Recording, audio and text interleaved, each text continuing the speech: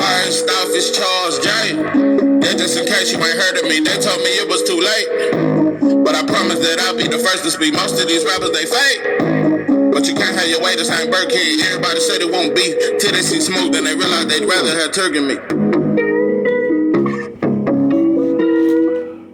What it do, what it do? It's 903 Boxing. I'm your host, Charles J. Everybody say they want beef till they see smoke, then they realize they'd rather have turkey meat. Everybody say they want beef till they see smoke, then they realize they'd rather have turkey meat. Not the turkey, man. Listen, I've been meaning to cover on this. Sometimes my videos be backed up and shit. Sometimes I put shit off. I meant to touch on as soon as the fight happened. But it's been a lot of other shit distracting me. I've been slipping on a lot of shit. Anyway, how good is Subriel Matias? And not only that, I want to talk about the 140-pound division. I want to break down some shit. Because I got to be honest, there's no king at 140. There's nobody we can say is the best. I can't say that, bro. Yeah, I'm pulling for Devin to beat Regis, but even if he beat Regis, bro, I can't say you the best. Nah, this some we gonna have to do a Super Six like Andre Ward went through when he fought Mikael Kessler, Carl Froch, Abram, and all them. We gotta do some shit like that, and it's about time. I'm telling you, bro, 140-pound division is the most slept on division. I think it's better than 168-pound division. People talking all this about 168. Only thing you got at 168 is David Benavidez, Canelo, and Morel. You got a couple more, but it's more shooters. It's way more shit at 140. I'm just telling you. Listen, I'm hearing a lot of things, and I just want to touch on some. I started to make a video about this yesterday, but it just wasn't important enough for me. I couldn't muster up enough concern to even talk about it, but I'm just gonna briefly mention this. Listen, it's a huge thing out right now that people are saying that, and I'm gonna watch the fight, mainly because Kid Austin on the co-main, but I'm gonna watch the Ryan fight. I'm gonna watch it. Listen, everybody's saying he being set up by Oscar. That's some of the softest shit. I'm gonna tell you something, bro. Oscar Duarte, I'm gonna tell you what he reminds me of. He reminds me, and may not be as good. It's like when Bud fought Evis Kavalauskas. Didn't too many people know him. That motherfucker could punch, and he hurt Bud. And when Bud destroyed him, people never gave him credit for it. Motherfuckers didn't never say, and that motherfucker Kavalauskas was way better than what we thought. He actually is a good ass fighter, and he had a mean right hand. But this ain't no different from that. I think the that motherfucker Bud fight is tougher. That motherfucker a little more sturdy and more poised and pick his shots better. But this Oscar Duarte dude, he ain't garbage. Nah, he's not garbage, but he's not what people trying to say he is. He's a come forward fighter. He wide open for the left hook that everybody prayed for. That left hook that everybody prayed for, that they prayed that he'd hit Tank with. He can land it. He can land his left hook. Oscar Duarte is wide open for punches, bro. I went on and looked at him though, cause I said, man, cause I wasn't even going, bro. I didn't care about this fight. I didn't care about this fight because of the cap. Everybody want to say Ryan's such a huge star and he hustled up on that Tank fight, but look at your career after Tank. Without Tank, you're not on pay-per-view, bro. That's all I'm saying. Stop doing it to black fighters. If we ain't gonna talk about numbers just like this 70,000 that David Benavidez versus Andre sold, but they'll blame Andre for it. But the Caleb Plant and Benavidez fight, I'm hearing it didn't even do 100,000. It ain't no diss to nobody's numbers, but stop saying black fighters don't sell when you're gonna sit here and you don't point out everybody's numbers. So this is a very small fight. They cut off half the arena. The tickets are still trying to be sold. They damn near giving them away at this point. I think you can get a Ryan ticket for about $7.50 and a Jolly Rancher and a Snicker. Yeah, I think it's some security up there that if you give them $7.50 and a Snicker and a few Jolly Ranchers, he'll let you through. So anyway, but yeah, just stop capping, bro. But anyway, let me say this. I don't think Oscar is setting Ryan up, and everybody clowning how Ryan went off on Bernard and talked about how he said he'll never lose to a white boy, and Joe Smith knocked his snagger too fast, knocked him through the ropes and all that, and retired. And a white boy did retire him. And he brought that up, and black fans eating it up and shit. You know, black fans have a particular love and sympathy for Ryan. They baby the shit out of him. I noticed that boxing babies. He may be the baby of, he the baby boy of boxing. Yeah, Tyrese, when he was on the bicycle living with he the baby boy of boxing, bro. They spoon feed and baby the shit out of him, bro. This is a regular fight. You're supposed to fight tough competition. This is a regular fight, bro. This ain't no Matias. This ain't no Hitchens. This ain't no shit like that. But Duarte can fight. Duarte fight a lot like Canelo. Fight a lot like him to me. He got one gear though. He come forward and he throwing punches, bro. He let his hands go a lot. He do got power, but this ain't no fight that Ryan can't win. He can beat him with hand speed, and he do got power. Ryan can beat him with hand speed. So all that saying that Ryan is being set up, nah, bro. You would think Oscar Duarte is a tougher fight than what Devin is doing fighting Rodriguez in his first fight at 140. I'm telling you something, it's more concern for Ryan fighting Duarte, but I'm not going to stay on that. That's why I didn't make a video about it. I just had to debunk shit, bro. I'm tired of motherfuckers saying a fighter was set up. You can't set up no man. You can't set up a man, bro. You motherfuckers soft, bro. I swear, you fans are soft and you baby your favorite fighters. You motherfuckers are scared. You motherfuckers are scared. It's a lot of you motherfuckers' favorite fighters are scared. You scared for your fighter to fight Subriel Matias. But see, I told you, bro, Devin B. Rodriguez, bro, I'm expecting you to call out Matias and call out our champions. And whoever step up, you supposed to keep going, bro. You got to clean out 140 if you're going to be great. And B. Matias is a part of that. You got to fight him. So I ain't hiding no fighters. I ain't with that baby ass shit, you motherfucker. Listen, to Subriel Matias. Oh, yeah, and shout out to Virgil Ortiz, man. I'm definitely glad to see you back. Virgil Ortiz will be fighting at the beginning of December.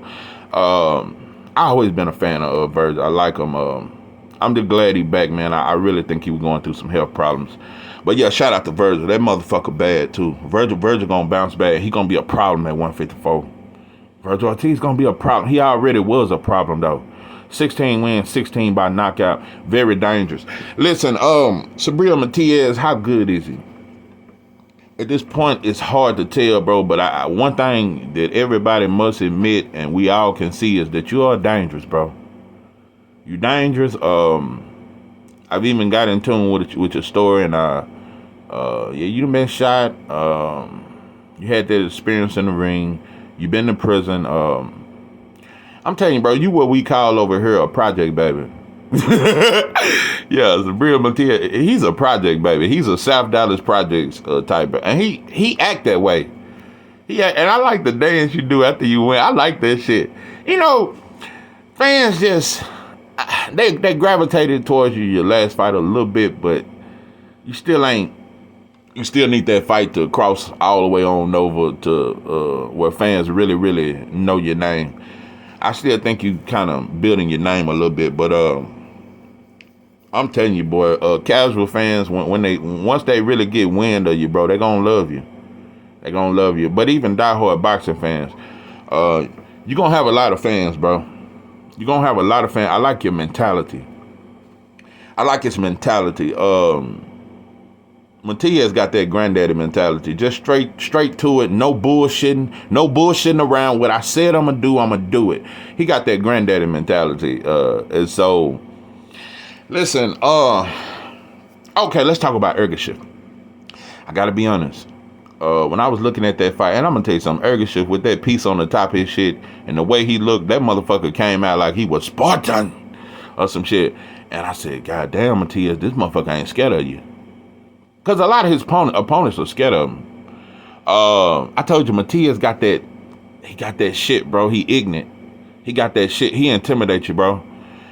That death stare he got, he just mean, bro. But anyway, Ergashift was mugging him back in the weigh-in and all that, talking shit. I say, oh shit, Matias. Boy, come round one and Ergashift get to land in that signature straight left. I said, ugh, that's a hard straight left. Got some pop to it. He hit him with about 3 of them. Man, second round come, he throw that little straight left. And I started noticing, I said, Erish should look a little tired. Matias just coming. By the third round, bro, that straight left didn't have shit on it. That shit didn't have no mustard, mayo, or ketchup on it. I swear to God. That shit was a veggie burger he was throwing at him. This motherfucker was throwing a veggie burger, no meat or condiments on it. So, Matias just ran through him, bro. At this point, I don't know how good you are. I just know you dangerous. I know you dangerous, bro. And one thing about you, if you feel like you don't feel his punches, you going all in. You gonna drop your guard, and if you feel like he ain't punching, bro, you gonna walk through him. You gonna walk through him. You got fast hands, you got fast feet, and that little half step back when you keep just going back, it's like you finna take a step back and you just go right back into him. The high guard is you got a good high guard. It's very tight. I'm gonna tell you something. You be catching a lot of them shots. When you got the high guard, you don't get hit flush as much. You got a good high guard, but a motherfucker can come around it though. But it's a good tight. It's a very tight guard. You definitely got power in both hands. He got the whole world in his hands. He got the whole world. Yeah. Anyway, you mean, bro? You fast. You got good feet. You're very lengthy. You long. I just at this point, bro. I don't know what's next for you, bro, because it's gonna take one of these fights for me to really see. But I said about David Morrell, even though he ain't had one of them kind of fights, I think David Morrell is just, oh boy. The thing about Matias, I gotta say this though, you do a lot of things good, and what you good at, it is hard to stop that shit. What you good at, a motherfucker really gonna have to come up with a hellified game plan to defeat what you do.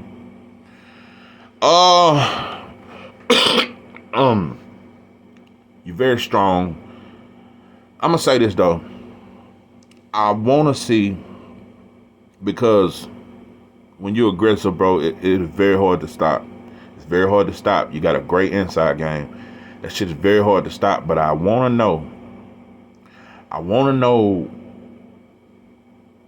because I haven't seen you. I could say you've switched into other gears aggressively, but I haven't seen more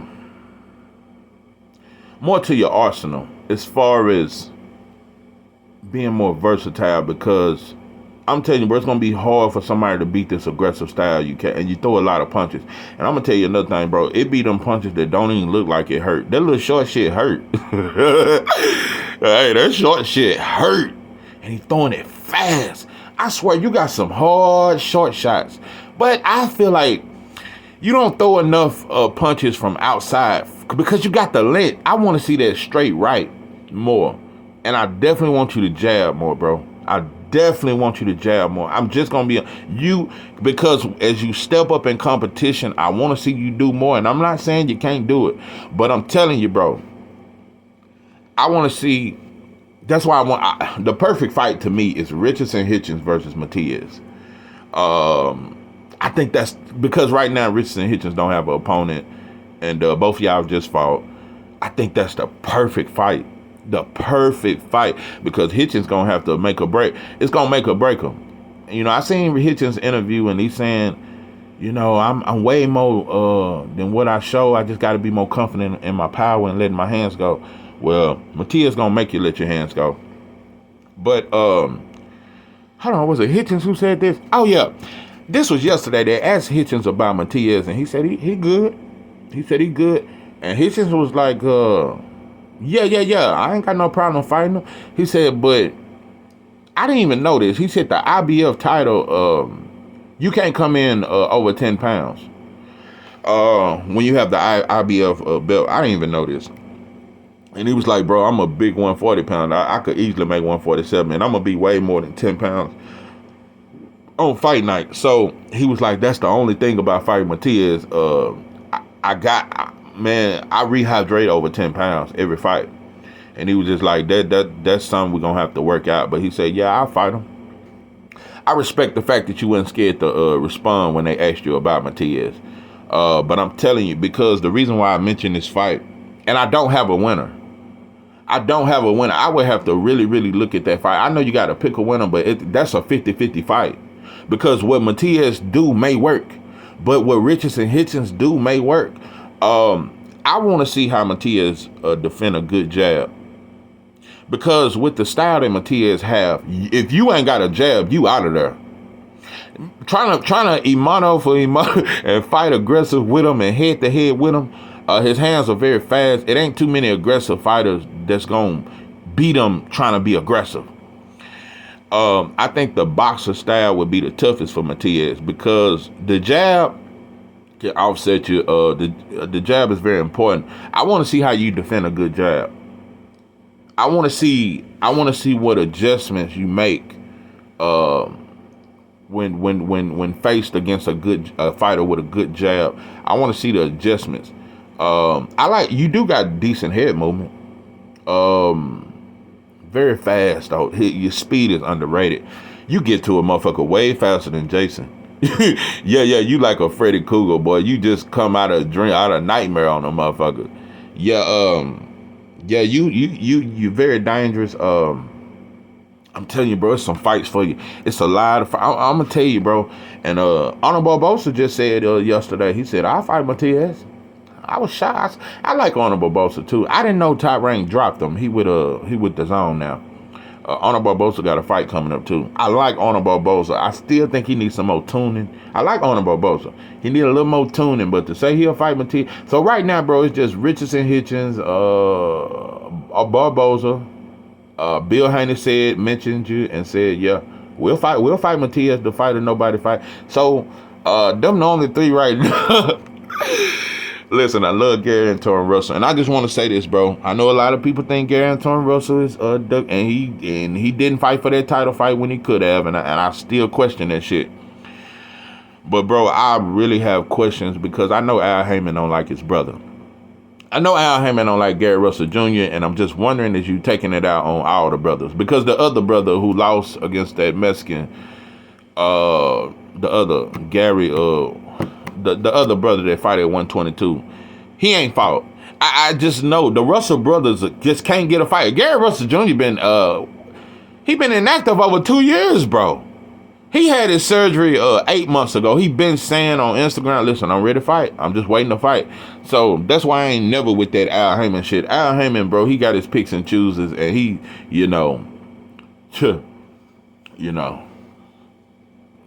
what they say, all skin folks ain't kin folks. He cater way more to Mexicans anyway. But the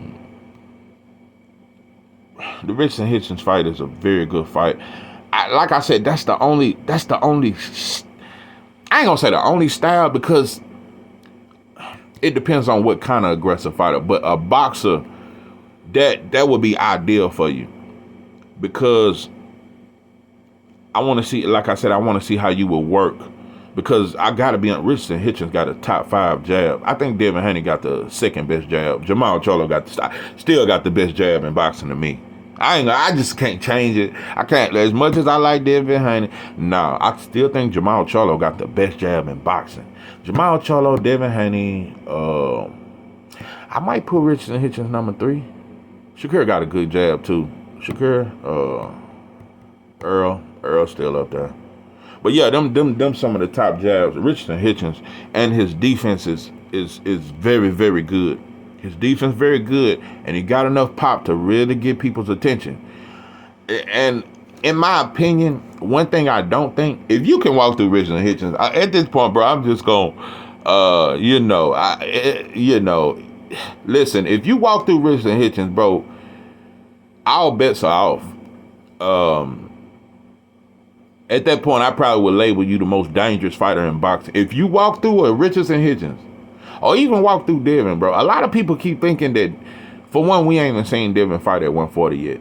People just really think he weak. I just don't know. I don't know what you motherfuckers are looking at. Ain't nobody ever bullied Devin, bro. And this ain't nothing against Matías, but I'm just saying, period. I think Devin and Matías is a hell of a fight. I still want to see how Devin gonna look at in this Regis fight, and you got to get past Regis, and that ain't no full blown conclusion. I think Devin gonna be much stronger at 140, and I think his power is gonna be a lot different at 140 when you're not draining your muscles. A lot of people don't realize that when you draining your muscles to make weight, that shit take a lot off your shit, off your strength and your muscles. But bro, at this point, Subriel Matias, I can't say you the best, but somebody gotta see you though. I am advocating that somebody gotta fight Matias.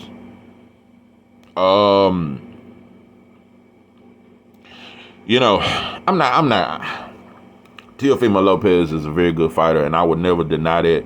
He just do too much lying. He'll retire after any fight. I just don't trust you, bro. And you talking about going up and fighting Terrence Crawford, bro. And the fact that fans are just not debunking that shit, bro. You could never. Now I ain't finna get into Terrence Crawford versus T.O., bro, but that shit is a joke. That's not a competitive fight. And for one, bro, you too short. And your arms are not near as long. Bud's arms are way longer than yours. Oh, no. Bro, you got dropped by Kambosos and Sandor Morton. You think you can survive against Bud? No. Not on duty. Listen, somebody do got to see Matias. I'm gonna tell you something, bro. It's some names we never talk about, like Jose Ramirez is still at 140. Yeah, you still got Josh Taylor. Josh Taylor probably gonna go to welterweight now. But Jose Ramirez, bro, he been real quiet ever since he lost to Josh Taylor. I would love to see Jose Ramirez versus Matias. It's some fights, bro. Now, I'm gonna tell you this. Now, I can't say you'll walk through Richardson Hitchens or Devin Haney, boy, but if they ever put you in there with Montana Love, oh my God.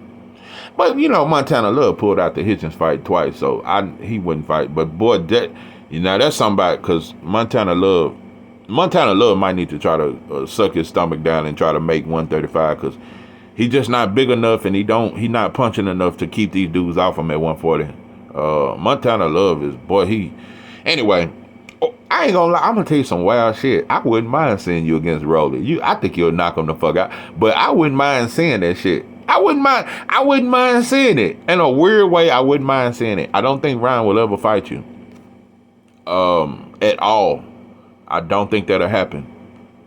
Them the only fighters I think will fight you at this point. Like I said, bro, I'm not gonna say Gary Antoine Russell is ducking. I think he's been inactive for one. He's been very inactive. In his last fight, he knocked the dude out in the first round. Gary Antoine Russell, bro, over the last 2 years, bro, and it's hard for me to trust his skills to even beat Matias, especially at this point, because you've been so inactive, bro. Your mind ain't been on boxing like that. You've been inactive as shit, bro. Back when you was fighting regularly and you beat Victor Postal and shit like that, you was on your shit. At this point, bro, I just don't know. I really think PBC is not just setting them up with fights, bro. But Subriel Matias, bro, somebody got to see him. I can't deny it. Nobody can deny the fact. You got to see him, bro. You can't lead a 140-pound division without looking at him, bro. He the big kid on the block, bro, and you just can't. You got to go through him, and he's a champion. You can't deny that shit, and he's a champion. Let's see. I would love for Tank to move up to 140. I just really ain't nothing left.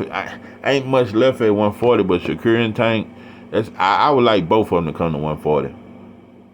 I really would.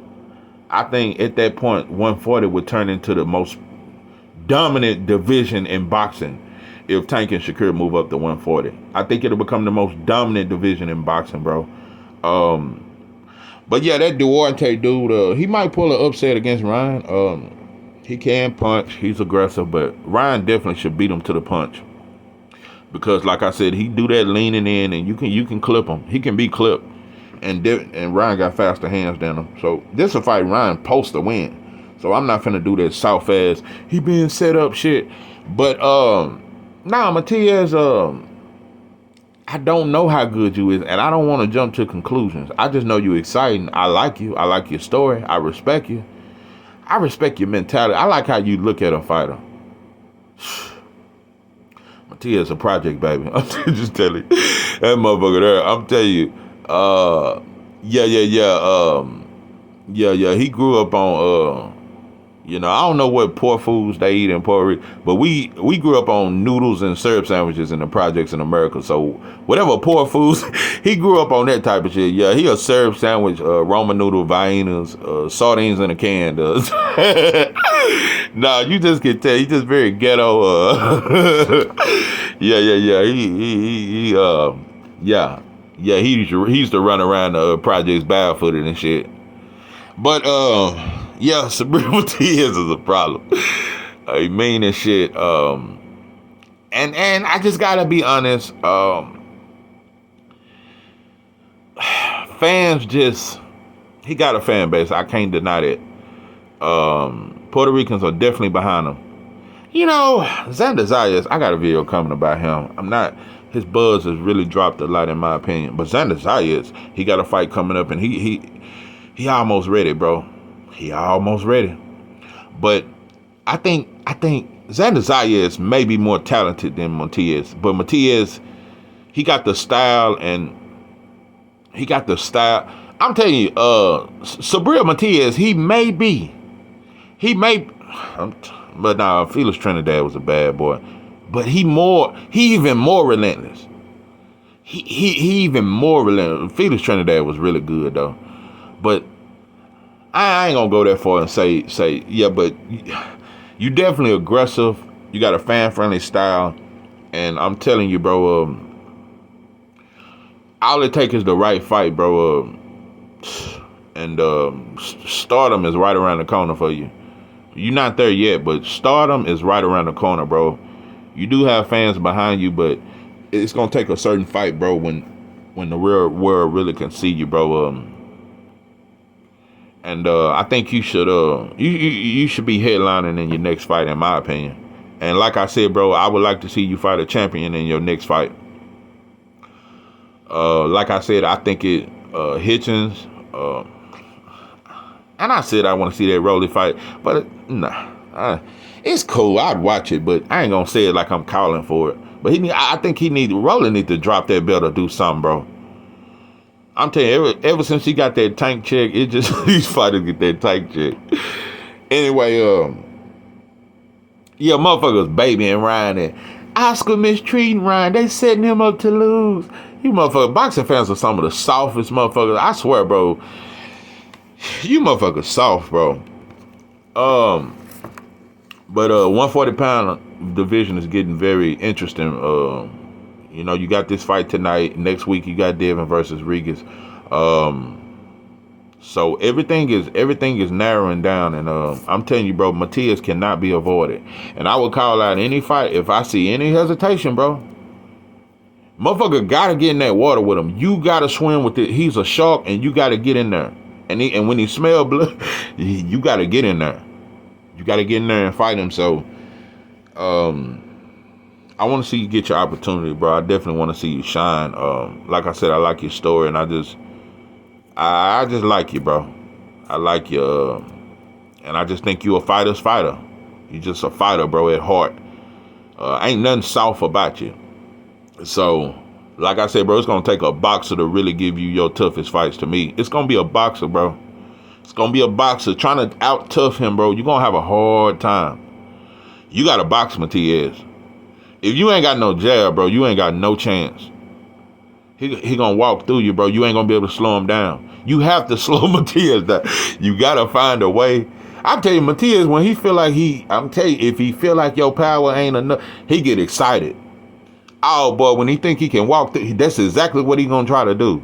So you gotta have a hell of a arsenal to keep him off you. But 140-pound division is very slept on. I'm telling you right now, bro, 140-pound division, you motherfuckers need a Super 6, and we need to break this shit down and figure out who the best, bro. We got to figure this shit out. So, yeah, this is 903 Boxing. I'm your host, Charles J. With that, I'm out.